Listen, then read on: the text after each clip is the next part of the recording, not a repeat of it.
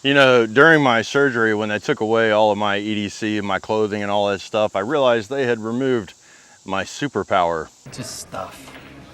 It's not tragic. Well, you did lose a lot of versatile solutions for modern living. What's up, FTF'ers? Yeah, when they took all that stuff, I just knew it was going to be like Rick Grimes in The Walking Dead. I was going to wake up and it was going to be the zombie apocalypse. Hey, bud. We're still here. Because that's the way emergencies work, right? It's when you're not prepared, that's when the emergency happens. So I packed a special bag just so that when I did wake up, I knew where to go. I had everything that I needed. Now, for once in my life, thankfully, that didn't happen. But hey, my motto is stay prepared so that you don't have to get prepared. Now, what I was gonna do today was an EDC video talking about the foundation. And what I realized when I was preparing for the video is that's impossible. Your time is valuable and so is mine. And so what I'm gonna do is I'm gonna break it up because I wanna talk about the first line of defense, your clothing. Seriously, if I went over every single item that I'm wearing in my pants right now, it would take an hour. I go to events and people pull the surprise pocket dump on me all the time. There's several viral videos out there with other creators that have just stopped me and said, okay, let's go over your EDC. And we'll definitely get to that. But today I want to talk about one of the most important aspects of EDC, and that's what you wear. Now, theoretically, you should be dressed for the worst possible condition for this time of year in your area. But what I find is that most people just don't do that. And that could be me as well. I mean, I have gone places like Alabama in early fall when it was still really hot, and I thought, I'm gonna be okay. I don't need all the extra layers. And boy, was I proven wrong. And just to prove my point, even at 70 degrees, you can get hypothermia. When I was in Alabama, a big giant storm system came through, 50-mile-an-hour winds. We were soaking wet from sweating all day long. And when we got in our hammocks, guess what? We froze our asses off. Being an instructor, traveling all over the place, I get to experience all this stuff firsthand. The number one thing that people forget about is what happens when they are tucked in their beds at night. Any hunter will tell you how cold it gets right before daylight. And it's not really the short bursts of being exposed, it's when you're exposed for, days on end. Yeah, all that stuff adds up, guys. So what I'm really trying to communicate is, hey, just dress appropriately. We're not little kids that can survive in short sleeve shirts anymore, are we? And most of the time you're gonna make it, you're just gonna be like extremely inconvenienced and uncomfortable. And I have done a lot of that. My buddy Mike Simmons says, it's not about how much suffering you can take, it's about how much suffering you can mitigate. It's about trying to avoid the problems. And that starts with what you put on every single day. It's a mindset. Now, I understand that not everybody is a survival instructor and does what I do. I'm really grateful I don't have to do the James Bond route. But you don't have to ignore the principles, right? You can pack a go bag, and in the event that there is an emergency, you're prepared. Now, the very first thing is most people say, Jay, do you wear the same clothes every single day? Well, the answer is I wear the same type of clothes every single day. I don't know, call it like a Mark Zuckerberg or a Steve Jobs thing. One thing that I learned from my good buddy Mike is if you find something that you really like, buy multiples of it. So I literally have multiples of this shirt, and I have multiples of the pants that I'm wearing, the socks, and the underwear, and the shoes, and the hats. And like Mike says, once you find something you like, they'll never make it again. And that's very true. Manufacturers change stuff all the time so they can sell more crap. So tip number one is when you find something you like, buy multiples of it. Tip number two is understand there is a journey into finding what is actually gonna work for you. I'll give you a good example. Maybe you just started to carry concealed. And it's like somehow you jumped back in time and you're in college with Mary Jane again. Everybody knows. And you get paranoid because you've got something on you that you definitely know is there, and you realize maybe I'm not hiding this as good as I should be. So what do? You go out there and you try to find clothes that are loose fitting that will cover it up so people don't know that you actually have one. And there's other stuff that I kind of want to conceal as well. Like I don't want people to know that I have on a knife. Now, one thing that I want to communicate is it's not my way or the highway. There are a lot of arguments for open carry. It's just not something that I do. I know how I think. If I see somebody with a gun, there's one of two possibilities. One is good and one is bad. At any rate, I have to pay attention to them. And the thing is, you have to make conscious decisions about how you're gonna do this, right? If you made the choice to carry, then you have a responsibility to carry, and you also have a responsibility to be a responsible gun owner. Something that I tell the young men in my life is, hey, be wary of guys that, you know, show off their weapons all the time. Accidents could happen. I just don't like flashing my weapons out there for everybody to see, but that's just me. You do you. The point being is functionality in your clothing. And this is something that I'm really big on. Truth is, emergency waits for no man, and I have no idea what the emergency is going to be, and I just try to be prepared for as many things as I can possibly be prepared for. A lot of people ask me about these fishing shirts. Why do you wear them? Number one, they're lightweight. Most of them are SPF rated, so they're great for the sun. If it rains, they dry out super fast. And in the wintertime, they're great base layers. I make sure that I get the ones that have long sleeves, and I make sure that I also have a hood as well. A lot of people wonder about the hood, but if I'm out in the sun all day long, I want to make sure that I don't get sunburned. It also really helps out with bugs. Do you like mosquitoes and ants and ticks and chiggers? What about no-see-ums? Sand fleas and horseflies and bees. Yeah, those are fun. If you really do like insects, maybe you should go get some therapy. I'm just saying. Survival, bugs can be a serious issue. 2 weeks ago, I got tagged by some yellow jackets in the yard when I was mowing the grass, and 2 weeks later, I'm still itching from it. Obviously, if you itch enough, you can get an infection. I mean, not to mention all of the diseases, bacteria, parasites, and all that stuff. That's enough. I think the point is made. The next thing I take a lot of flack for is my pants. Now, I really like Fjällräven pants. This is my job. This is what I do. I'm not trying to justify it to you. All I'm saying is a good pair of pants is going to cost you a little bit over $100. Really, the only exceptions to that, in my opinion, back when I was in SAR, we wore 511, True Spec, and our BDUs. You can buy those pants for a lot less, and they will last for a long time. But seriously, have you checked into how expensive a pair of Cries are these days? The point being is these are not the most expensive, and they're not the cheapest either. If you're like me, you just wait for the sale and you buy them when they're on sale. One thing that I don't skimp on is my pants, because they tend to be exposed the most. If I'm putting on layers, typically the layers go underneath my pants, and then they go over my shirt. Now in survival, we call this a wear layer. All I'm suggesting is that you need to have something that's going to last, something that is a quality fit, something that is super functional. And in my world, the Fjällrävens work for that. I've been all over the US, and it doesn't matter where I go, these pants have worked for me. And somebody's gonna ask, I wear the Vita Pros. And yes, sometimes I wear the ventilated ones and sometimes I don't. One thing that I really love about them is the belt loop placement. It works perfectly for when I'm wearing a sidearm. It works perfectly for my dump pouch. It works perfect for my belt. Maybe that kind of thing's not important to you, but it is definitely important to me. One thing that I have found with clothing is that you definitely get what you pay for. And understand, it doesn't matter what material you pick, there's gonna be pros and cons with all of them. For example, I wore boxer shorts made of silk to prom once. That didn't work out so good. Cotton lasts a long time, but don't get it wet. Monkey butt for days. When it comes to underwear and socks, for me, there's no compromise whatsoever. I wear wool. I mean, seriously, have you ever been to Louisiana for 2 weeks with a bunch of dudes? I promise you, you stank. A lot of people talk about being allergic to wool, but so far, I haven't run into anybody that is allergic to merino wool. And nowadays, they're just as soft as your cotton underwear. 10,000 thread count Egyptian underwear, whatever. Now, wool has a lot of pros, but it also has cons. The reason that I don't wear wool shirts anymore, really, or hoodies or jackets, is because they just tear up really fast. I'm just gonna be honest. When it comes to spending money, this is my job, and I love wool and I love the characteristics of it, but the truth is I tear it up and it costs a lot of money. Now that's just me. Maybe you've had a different experience, and I'm not gonna tell you what kind of underwear to wear. What I do know is the Fruit of the Loom did have a cornucopia. I don't care what you say. Now, as far as wool goes in my underwear, Marawool has been the best company so far. And as far as my socks go, Darn Tough has been the best socks. They just seem to last the longest. I guess because they're darn tough. Plus, they have a lifetime warranty. You can't beat that. Now, the next thing that people argue about all the time is shoes.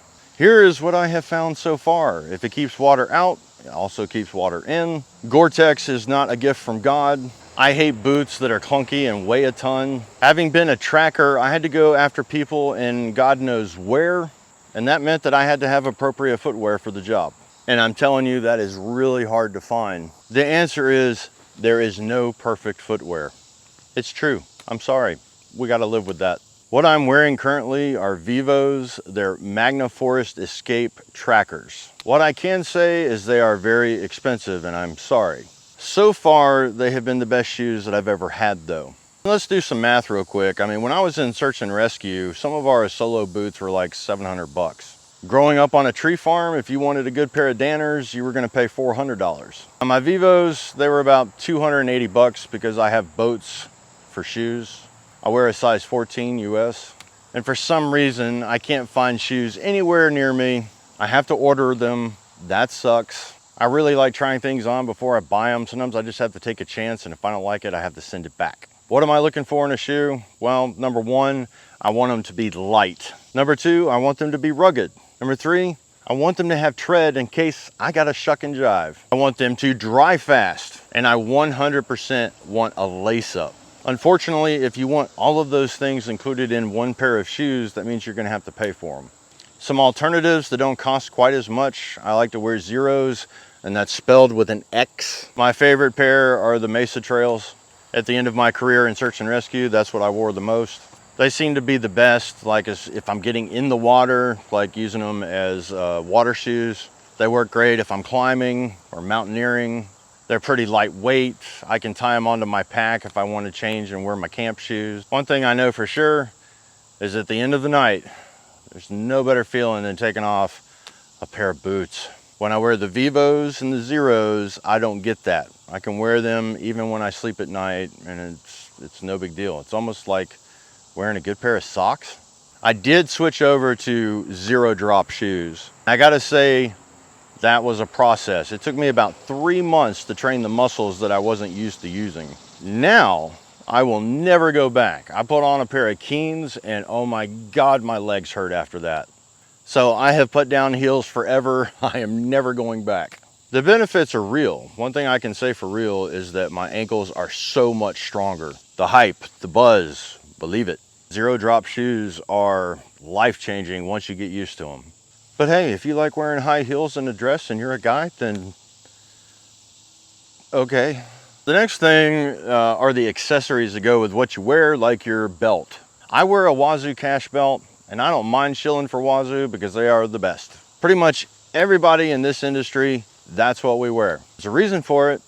It's the best. My cash belt has been all over the United States and even in Canada and Mexico, and it has served me very well the entire time for decades. Now, another thing that I use that a lot of people ask me about is my dump pouch. Today, for example, I've got my gloves in here. Why? Because I owe somebody an apology. For those of you that have been watching the channel, you know that I was doing kind of like a Minuteman kit, and I had taken these out of my survival kit to put into that kit, and then surgery happened, and I had a lot of bills due. We will get to that kit, I promise. We'll get there eventually, but I just had to slow down on the spending because, hey guys, it's expensive to do this stuff. And basically everything that I have is mission configurable. I basically live out of my Jeep, so whatever I need, I mean, it's kind of like a SOP mod kit. If I need something for whatever I'm doing, I usually just grab it out of there. And something that's really nice is, well, when you have a dump pouch where you can just throw that stuff real quick. Now, I started carrying one of those when I was in search and rescue, and I've just never looked back. It's just one of those things that's super handy. I mean, ironically, a dump pouch is for mags, but I don't always use it for mags. I mean, when I'm at the range and I'm training and I'm LARPing and all that stuff, sure, I use it for that. But most of the time, I'm just putting whatever I need in there. Maybe I'm picking up tinder or, you know, stuff that you find on the trail. We tend to fill up our packs, right? I call it the goldfish principle. It's like you get a goldfish, you put it in a goldfish bowl, it stays the same size, and then you buy an aquarium and that thing just starts growing. And that's a lot like our kits. So I try to have something, some space on me so that I can do the MacGyver thing and just pick stuff up along the way. I'm not suggesting that everybody get, you know, one of these dump pouches. All I'm saying is I honey smack dig it. The purpose of these videos is to get you to think. You do think, don't you? Now the next clothing accessory, if you will, is gonna be my hat. When I was in search and rescue, we wore boonies, and I love those things, but they kind of stand out in public. So if gray man is an aspect of what you're considering when you dress, then you may not want to wear a boonie. When I'm in the woods, I absolutely love them. They're awesome. But just for everyday wear, where everybody, you know, wears hats, a good ball cap is gonna, you know, do the job. I also like the Wazoo cash cap because I can hide stuff in there like money and water purification tablets and fire starters. Yes, I did a video on the cap and micro kits as well. Having a ball cap means that you have another container as well. I use it for picking stuff up all the time, whether I'm gathering berries or tinder. Also at night, sometimes I empty my pockets and I just put all the stuff inside of my hat and I just set it down and there it is. I joke with people sometimes, it's kind of like having a tail swatting insects. I don't like smashing bees with my bare hands. I'll do it though. But sometimes just having a good hat, whap, they're done. I like it, it works. And I played baseball in college, and like my coach used to always tell us, a hat is a tool, so wear it properly. Which is why I wear it backwards on lots of occasions. I just pretend like I'm taking batting practice and being rebellious. Probably not something a grandfather should be doing, but yeah, I'm Gen X, I do it anyway. To end, something I'll talk about is layering up. You know, my first layers, the stuff that's up against my skin, I try to, you know, be lightweight. I want it to dry fast, and I want it to do its job. I wanted to wick moisture away from me, keep me dry, keep me warm, keep me cool. And then obviously on top of that are going to be the mid layers, and that's where you need to trap air. These days I've been wearing puffers. If I'm going into extreme environments, then I wear my level 7 from the ECWCS system that I had when I was in SAR. Or if I'm in a place where I don't need that level of protection, I just wear an Eddie Bauer puffer jacket that goes into my kit.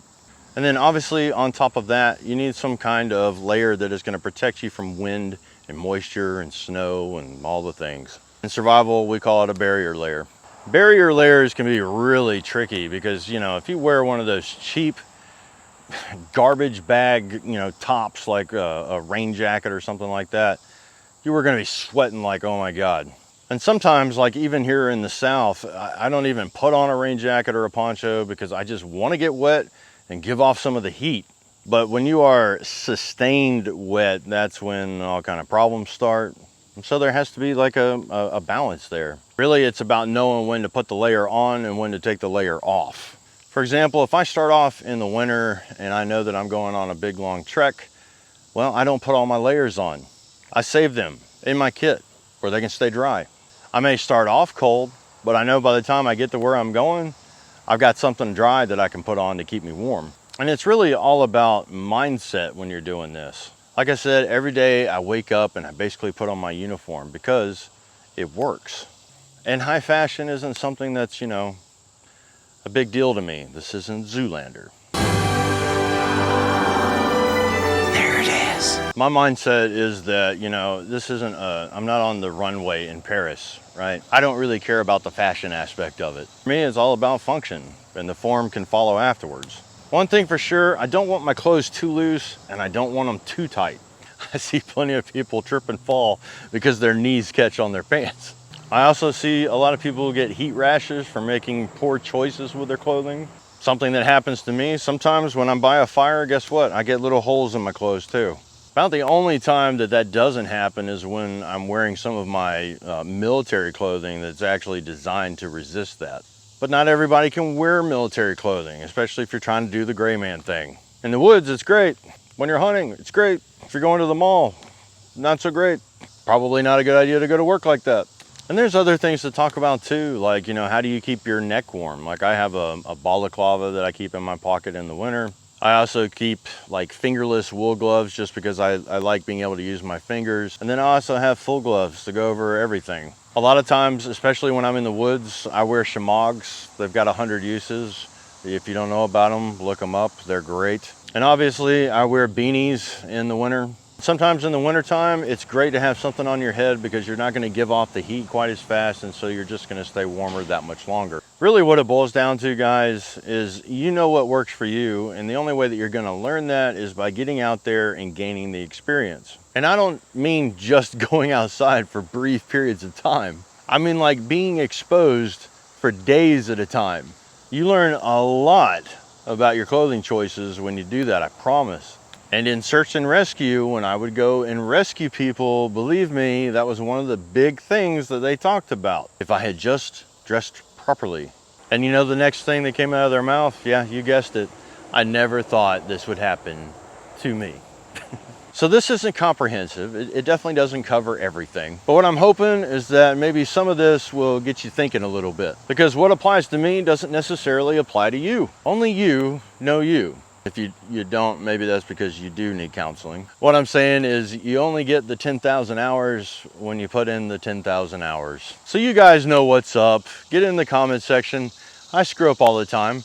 I'm human. Let me know what I missed in the comment section. And in the next video, we'll talk about all the super cool gadgets that I carry with me all the time. So until next time, like, share, subscribe, hit that notification bell. And until next time, y'all, keep fueling those fires. If you carry a firearm and discharge your weapon in self-defense, you could face hundreds of thousands of dollars in legal fees and expenses. So carry the protection of CCW Safe, Self-Defense Legal Services membership.